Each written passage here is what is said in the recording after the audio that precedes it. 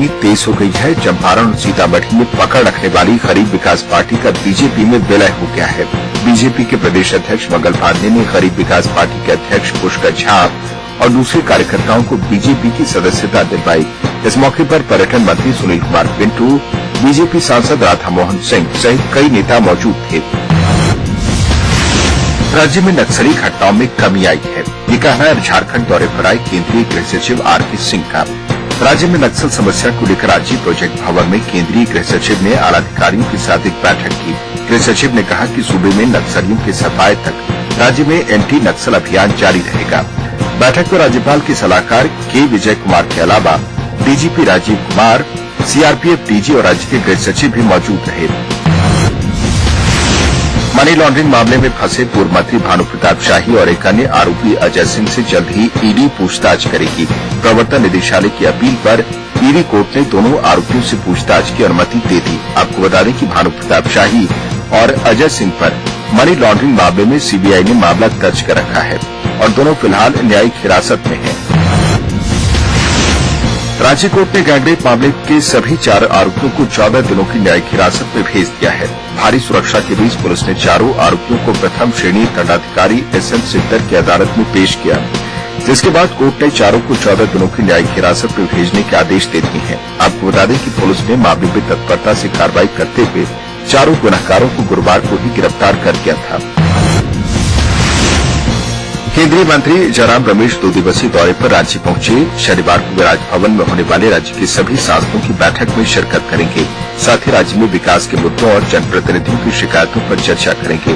बैठक में राष्ट्रपति शासन हटाने और नए सिरे से विधानसभा चुनाव कराने पर भी चर्चा होगी। भाजपा ने राजभवन में होने वाली बैठक में भाग लेने का निर्णय लिया है। पार्टी के सांसदों ने संसद में जनप्रतिनिधियों की उपेक्षा की बात उठाई थी। पार्टी प्रवक्ता ने कहा है कि राज्य हित में भाजपा इस बैठक में हिस्सा लेगी। आपको बता दें कि जेबीएम ने इस बैठक के बहिष्कार का फैसला किया है। राष्ट्रपति प्रणब मुखर्जी 30 अप्रैल को झारखंड दौरे पर आ रहे हैं। राष्ट्रपति झारखंड में 3 दिनों तक रहेंगे। इस दौरान वे रांची, दुमका, गोड्डा और देवघर का दौरा करेंगे।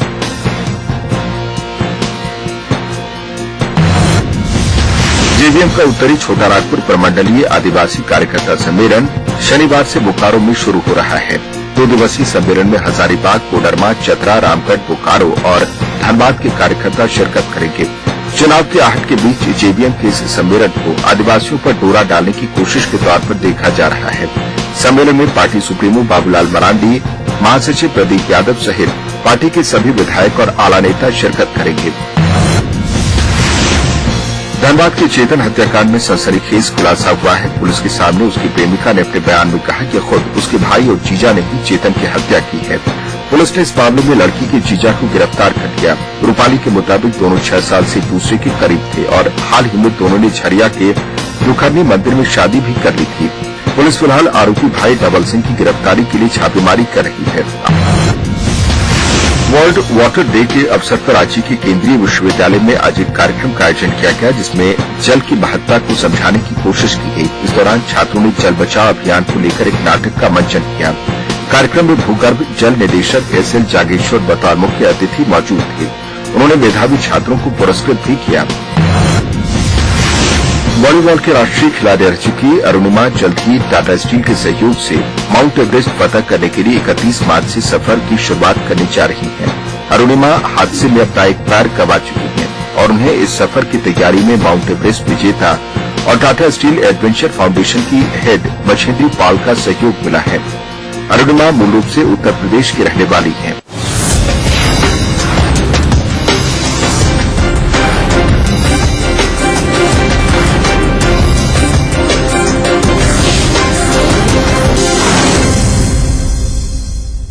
बिहार झारखंड सभी डीटीएच प्लेटफॉर्म पर, डिश टीवी पर चैनल नंबर 827, एयरटेल पर चैनल नंबर 287, टाटा स्काई पर चैनल नंबर 164, बिग टीवी पर चैनल नंबर 417, वीडियोकॉन पर चैनल नंबर 778। देखिए आपका अपना चैनल।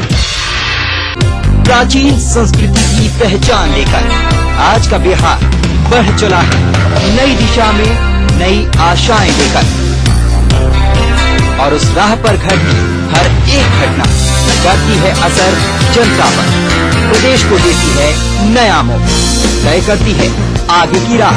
इस तरह बनती है खबर, अपने बिहार की खबर, अपना बिहार इस समय पर।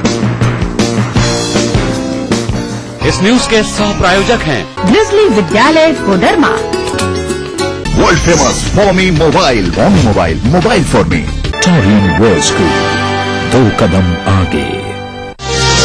अग्रणी infra developers private limited, Kerala Ayurveda treatment centre, lake avenue, Kanker road, Ranchi.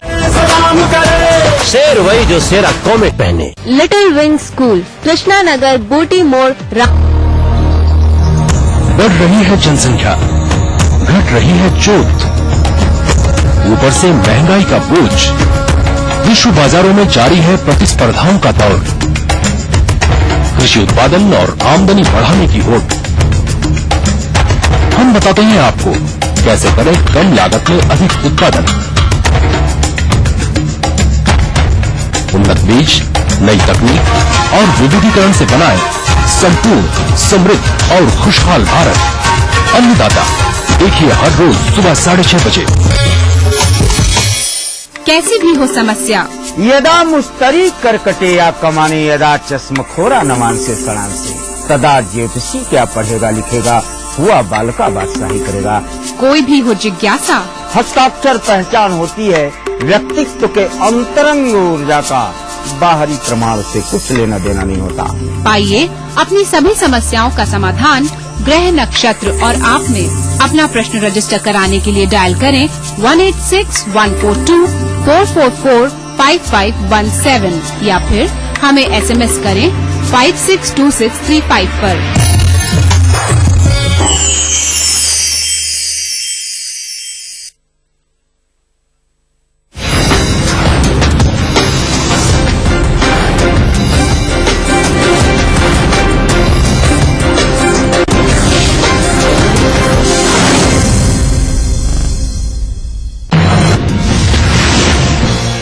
UP सरकार ने एक बार फिर आम आदमी पर हमला किया है। सरकार ने डीजल के दाम में 45 पैसे का इजाफा कर दिया है। ये दरें आज आधी रात से लागू हो गई है। डीजल के दाम में 45 पैसे की बढ़ोतरी वैट छोड़कर है। कुछ दिनों पहले इस बात की आशंका हो चली थी कि सरकार पेट्रोल का दाम घटाने और डीजल के दाम बढ़ाने जा रही है, लेकिन माना जा रहा है कि संसद का सत्र चलने की वजह से सरकार ने डीजल के दाम बढ़ोतरी के फैसले को रोक दिया। जैसे ही सदन का पहले चरण का सत्र समाप्त हुआ, सरकार ने एक बार फिर आम आदमी पर वार किया और उसे महंगाई की आग में झोंक दिया है। भारतीय मछुआरों की हत्या के आरोपी दोनों इतालवी नौसैनिक भारत लौट आए हैं। शुक्रवार शाम दोनों नई दिल्ली पहुंचे। भारत सरकार की तरफ से उनकी वापसी को एक बड़ी कूटनीतिक जीत के तौर पर बताया जा रहा है। वहीं नौसैनिकों की वापसी के बाद दोनों देशों के बीच 11 दिनों से चल रहे गतिरोध भी समाप्त हो गया है। इतालवी मरीन की भारत वापसी का प्रधानमंत्री मनमोहन सिंह ने भी स्वागत किया है। प्रधानमंत्री ने इटली सरकार के इस फैसले का स्वागत करते हुए कहा कि भारतीय न्यायिक व्यवस्था की प्रतिष्ठा और गरिमा बरकरार रही है। हालांकि केरल के 2 मछुआरों की हत्या के आरोपी इतालवी मरीनों की गिरफ्तारी नहीं होगी और इटली के दूतावास में ही ये नौसैनिक रहेंगे। साथ ही भारत ने इटली को यह भी भरोसा दिलाया है कि नौसैनिकों की फांसी नहीं होगी।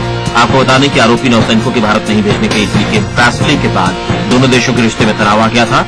सुप्रीम कोर्ट ने इस पूरे मामले की सुनवाई करते हुए इटली के राजदूत को आदेश दिया था कि वो भारत नहीं छोड़ सकते हैं। इतालवी मरीनों की भारत वापसी का श्रेय लेने पर विपक्ष ने सरकार पर हमला बोला है। भाजपा प्रवक्ता शहनवाज हुसैन ने सरकार पर बरसते हुए कहा कि इस मामले में पूरी तरह से सुप्रीम कोर्ट के दबाव की वजह से इतालवी नौसैनिकों की वापसी हुई है। साथ ही भाजपा ने आरोप लगाया है यूपी के अंतर्राष्ट्रीय फोरम पर तुष्टीकरण की राजनीति जारी है। भाजपा ने सलमान खुर्शीद के उस बयान की भी आलोचना की जिसमें उन्होंने कहा था इस मामले में कूटनीति ने अपना काम किया है। के दोनों सदनों की कार्यवाही 21 अप्रैल तक के लिए स्थगित कर दी गई है। शुक्रवार को संसद के बजट सत्र का पहला चरण पूरा हो गया। हालांकि पहले चरण के आखिरी दिन की तकरीबन पूरी कार्यवाही श्रीलंका तमिलों के मुद्दे पर हंगामे की घेर चढ़ गई। अब 22 अप्रैल से बजट सत्र का दूसरा चरण शुरू होगा।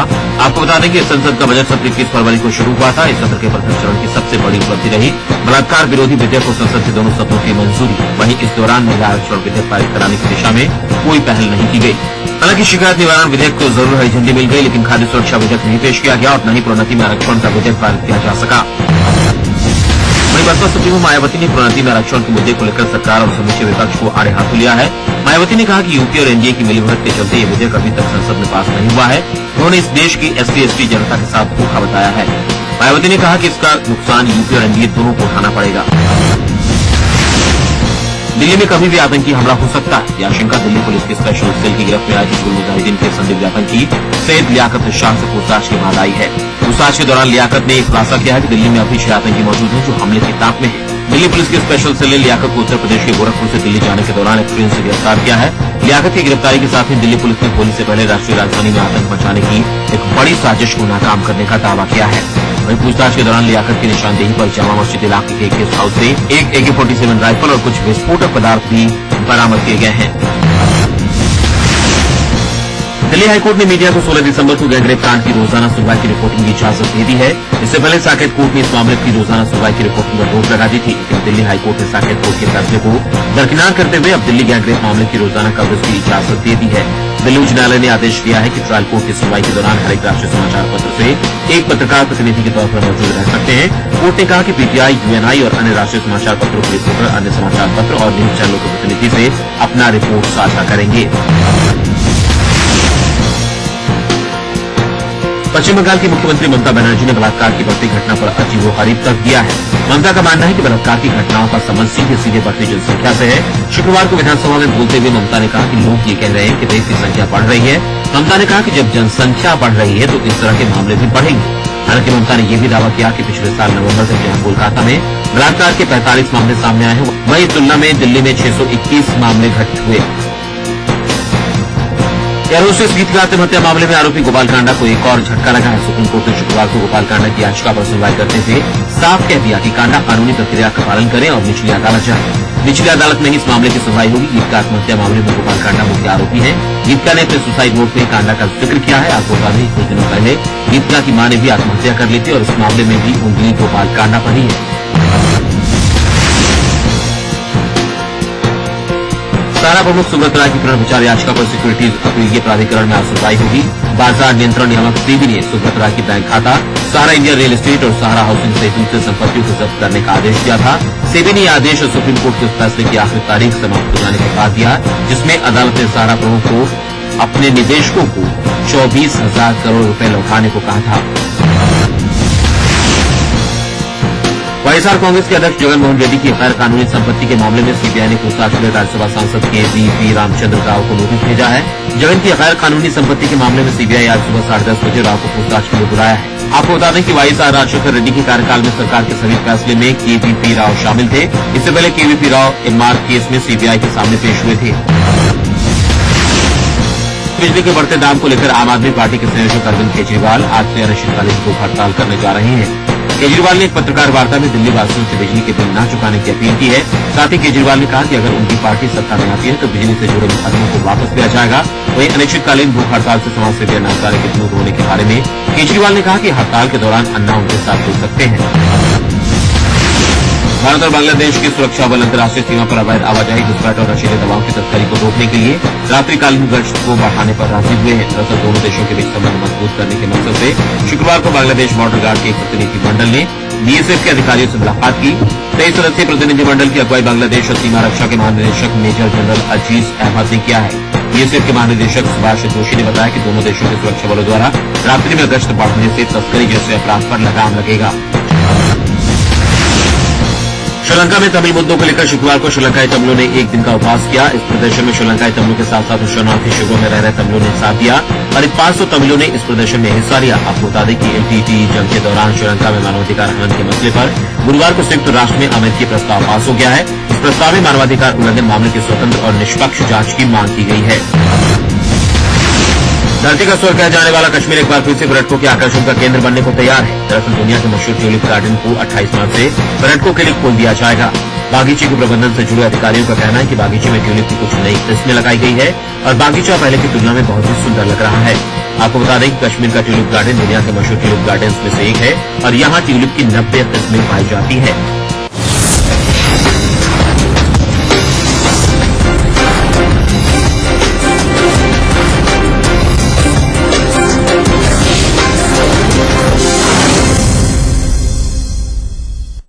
तो देखते रहा भैया जनता एक्सप्रेस।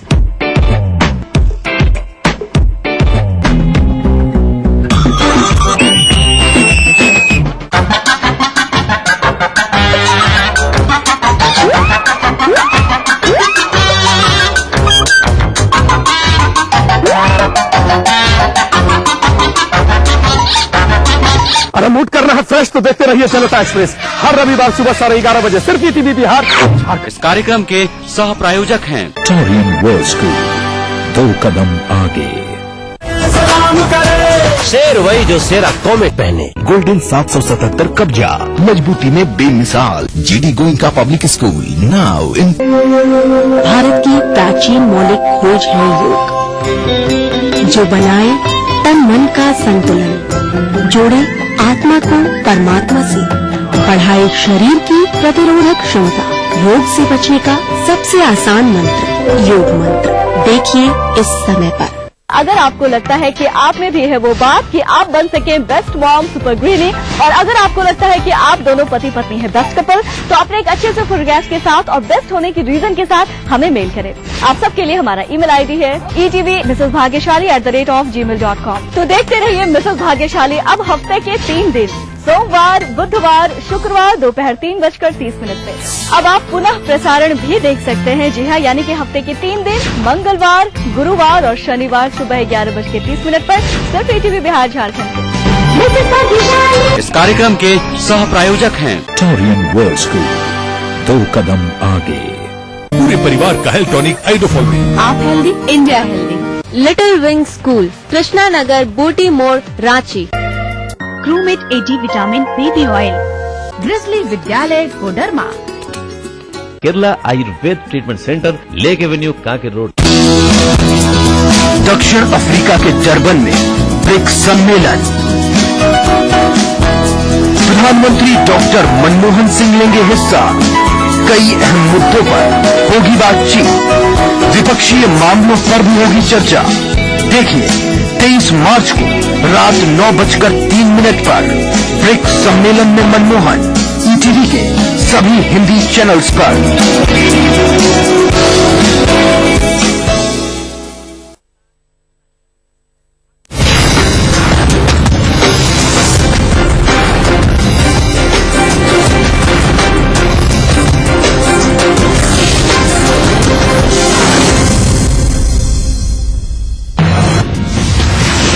नवनियुक्त राष्ट्रपति जी जिनपिंग अपने पहले विदेश दौरे के तहत रूस की राजधानी मॉस्को पहुंच गए हैं। जिनपिंग की यात्रा को देखते हुए रूसी राष्ट्रपति व्लादिमीर पुतिन ने कहा कि दोनों देशों के रिश्ते से वैश्विक सुरक्षा में सहायता मिलेगी और विश्व के उचित माहौल में बेहतरी आएगी। इस यात्रा के दौरान दोनों पक्षों के बीच कई मुद्दों पर समझौता होने की उम्मीद है, लेकिन दोनों के बीच मुख्य रूप से तेल और गैस के निर्यात के मसले पर ज्यादा ध्यान दिए जाने की संभावना है। चीन अपनी बढ़ती ऊर्जा की जरूरतों को देखते हुए इसका सुरक्षित समाधान चाहता है। फ्रांस के पूर्व राष्ट्रपति निकोलस सरकोजी के खिलाफ गैर कानूनी तरीके से चंदा लेने का मामला दर्ज किया गया है। ये मामला यहाँ की एक स्थानीय अदालत में दर्ज किया गया। निकोलस सरकोजी पर साल 2007 में राष्ट्रपति चुनाव के दौरान फ्रांस की सबसे अमीर महिला से गैर कानूनी ढंग से चंदा लेने का आरोप लगा है। पूर्व राष्ट्रपति पर कमजोर को प्रताड़ित करने का आरोप लगाया गया है। अभियोजन पक्ष के दफ्तर ने जानकारी दी कि सरकोजी से घंटों की पूछताछ के बाद उन पर ये आरोप तय किया गया। फिलाडेल्फिया के एशियन फूड स्टोर में मंगलवार को हुई फायरिंग की घटना में अभी भी पुलिस को शख्स की तलाश है जिसने इस घटना को अंजाम दिया था। फायरिंग की इस घटना में 3 लोग जख्मी हो गए थे। जांचकर्ताओं ने इस घटना का वीडियो YouTube पर भी जारी कर दिया है। वीडियो में साफ दिख रहा है कि भूरे रंग का पैंट और शर्ट पहने एक शख्स चाइनीज फूड सेंटर में घुस आया और करीब 10 गोलियां दागी। हमलावर गोलियां दागने के बाद स्टोर का गेट खोलकर भागने में कामयाब रहा। हालांकि पुलिस का कहना है कि इस घटना में घायल हुए लोगों में किसी की जान को खतरा नहीं है। कर्ज के बोझ तले दबे साइप्रस को इससे उबरने का कोई स्पष्ट रास्ता नहीं दिख रहा। वहीं देश बचाने और कर्ज से मुक्त होने के लिए दबाव भी बढ़ता जा रहा है।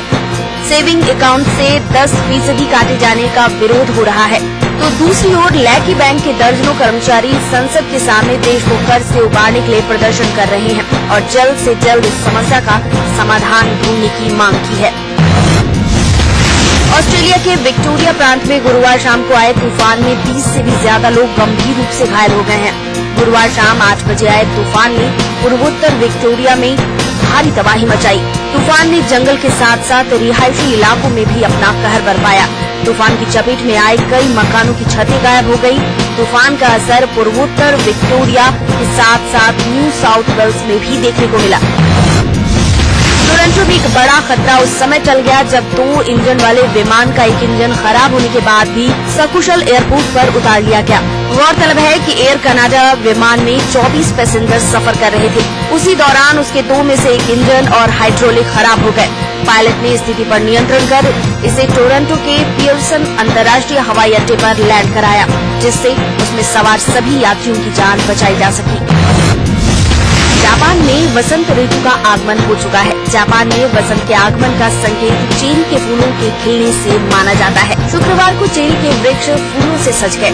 ऐसे खुशनुमा माहौल का लुत्फ उठाने के लिए लोग सड़क पर निकल आए और लोगों ने प्रकृति के इस खूबसूरत नजारे का दीदार किया। मौसम विभाग के मुताबिक चेरी के फूल 10 दिन पहले ही खिल गए हैं। साल 2012 में भी 15 दिन पहले ही चेरी के फूल खिल उठे थे। इसके पीछे तापमान में इजाफा,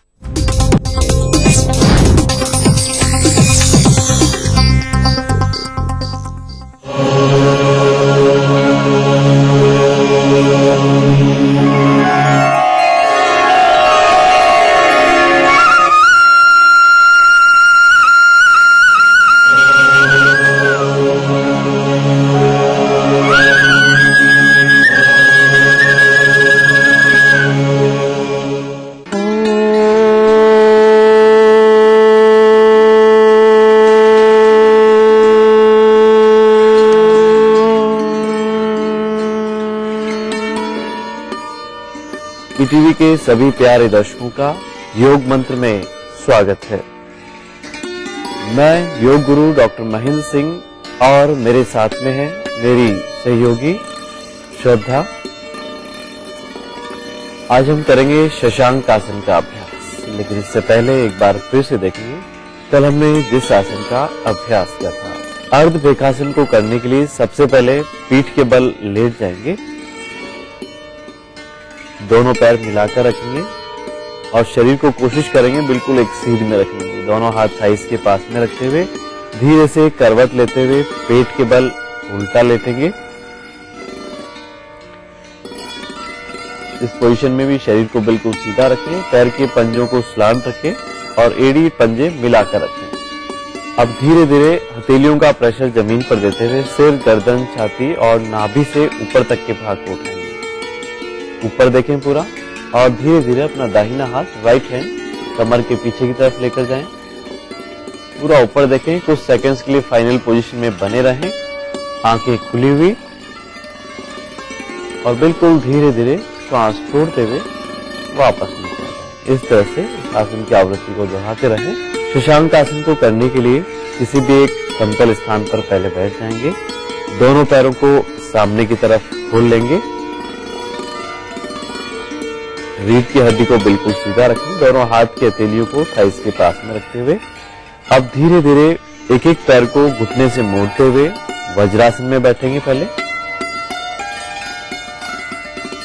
दोनों हाथ की हथेलियों को घुटनों के पास में लेकर आ जाएं।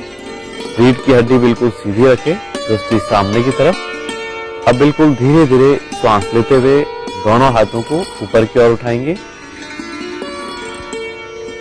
अब श्वास को पूरा बाहर निकालते हुए धीरे धीरे पहले हथेलियों को जमीन पर टिकाएंगे, फिर कोहनियों को और फिर ललाट को जमीन पर टिका देंगे। नीचे जाएं तो आंखें कोमलता से बंद रखें, चेहरे की मांसपेशियों को ढीला रखें और बिल्कुल स्वस्थ है तो हल्का सा श्वास रोक कर भी रखें। अपनी क्षमता अनुसार इस आसन में बने रहने के बाद बिल्कुल धीरे धीरे श्वास लेते हुए दोनों हाथ ऊपर उठाएंगे, शरीर को भी ऊपर उठाते हुए इस तरह से साइड से हाथों को नीचा कर लेंगे। इस तरह से 3 से 4 बार इस आसन की आवृत्ति को दोहराते रहें। फिर से करेंगे एक बार। दोनों पैर खोलें एक बार पहले सामने, एक बार फिर से देखें।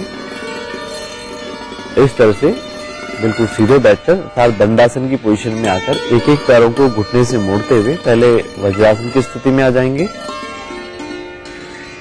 अब धीरे धीरे श्वास लेते हुए दोनों हाथों को ऊपर उठाना और श्वास को पूरा बाहर निकालते हुए पहले हथेली टिकाएंगे, फिर कोहनियों को और फिर ललाट को टिका देंगे। आंखें कोमलता से बंद रखें और चेहरे की मांसपेशियों को जितना ढीला छोड़ सकते हैं छोड़ दें। और बिल्कुल स्वस्थ है अर्थात हाई बीपी, हार्ट की प्रॉब्लम नहीं है, श्वास संबंधी विकार नहीं है, तो कुछ देर के लिए श्वास को रोका जा सकता है। अब बिल्कुल धीरे धीरे श्वास लेते हुए हाथों को ऊपर उठा लें और साइड से नीचे उठाएं। बेहद उपयोगी है शशांक आसन का अभ्यास, विशेषकर उन लोगों के लिए जिनको हाई बीपी, हार्ट की प्रॉब्लम रहती है, अनिद्रा, माइग्रेन और डिप्रेशन की शिकायत रहती है और जिनके स्नायु तंत्र मजबूत नहीं रहते हैं, वे भी यदि नियमित रूप से इस आसन का अभ्यास करें तो उन्हें काफी से लाभ मिल सकता है और चेहरे की सुंदरता तक ही विशेष लाभकारी है ये शशांक आसन का अभ्यास। ध्यान रखें, इस पोजीशन में या इस आसन में कई बार जो जिनके मोटापा होता है वे प्रॉपर इस आसन को नहीं कर पाते, इसलिए हिप्स एड़ी के ऊपर से उठ जाते हैं, लेकिन धीरे धीरे अभ्यास करेंगे तो ये नहीं होगा। आज का योग मंत्र है, जिनके भी साइटिका पेन रहता है अर्थात साइटिका नर्व में जिनके पेन रहता है, यदि वे लौंग के तेल की मसाज वहां पर करें तो उन्हें इससे काफी लाभ मिलेगा। तो आज के लिए बस इतना ही, कल हम फिर हाजिर होंगे एक नए योग मंत्र के साथ। तब तक के लिए नमस्कार।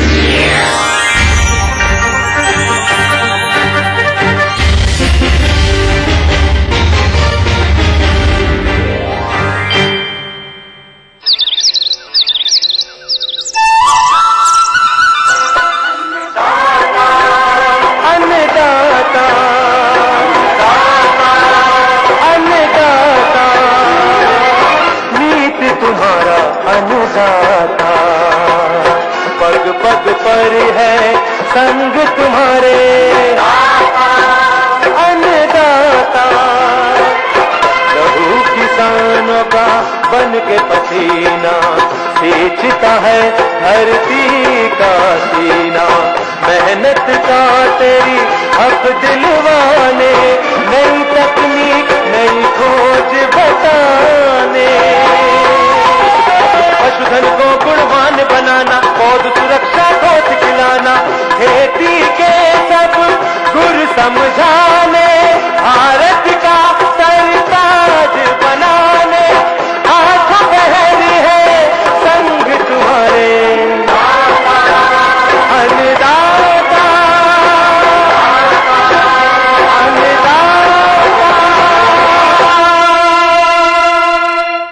नमस्कार। अन्नदाता कार्यक्रम में आप सभी का स्वागत है। आइए एक नजर डालते हैं आज के मुख्य अंशों पर। पूसा नई दिल्ली में आयोजित किसान मेले की झलकियां,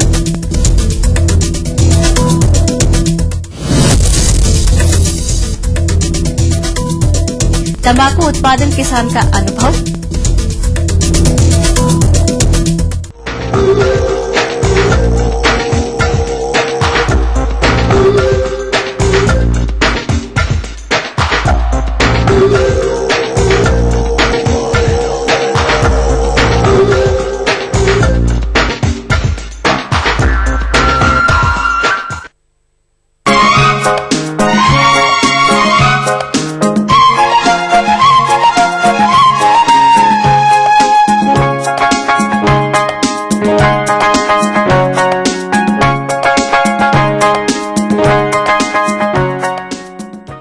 पूसा नई दिल्ली के किसान मेले में कृषि यंत्र और उन्नत बीजों के स्टॉल किसानों के आकर्षण का केंद्र बिंदु रहे, जिसमें कंपोस्ट तैयार करने हेतु कंपोस्ट पलटाई मशीन ने किसानों को सबसे ज्यादा आकर्षित किया।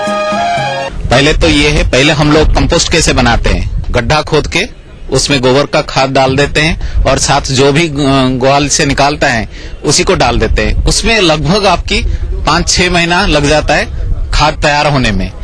ये जो मिक्सर हमने बनाया है ये आपकी जैविक खाद तैयार करने के लिए है। इसमें हम क्या करते हैं, पंक्तियों में गोबर की खाद के साथ जो भी बायोमास निकलता है वो सब डाल देते हैं। उसमें पूसा इनोकुलेंट्स हमारा मिलता है, वहां डाल देते हैं और ये खाद तैयार होने में सिर्फ 2 से 2.5 महीना लगता है। और वो खाद के जो पंक्ति है उसके ऊपर ये टर्नर कम मिक्सर हम चलाते हैं। इसका जो क्षमता है 300 टन प्रति घंटे, इसका क्षमता बहुत ज्यादा है। और इसके साथ साथ हम और 2 मशीन भी दे रहे हैं जिसमें